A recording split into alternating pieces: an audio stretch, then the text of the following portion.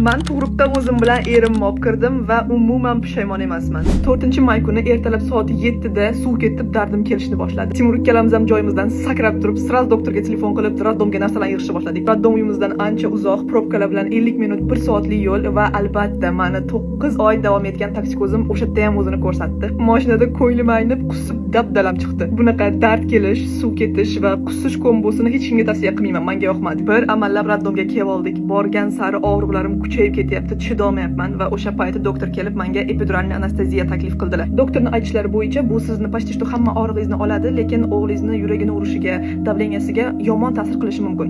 Rozi bo'lsangiz mana mana shunga qo'l qo'yasiz deb menga olib kelib berishyapti. Men qo'rqdim, epiduralkaga отказ qildim. Raddomga soat 8 da kelgan bo'lsak, soat 1 bo'ldi. Men уже moraldan o'lishga tayyorlanyapman, uydagilar bilan xayrlashyapman.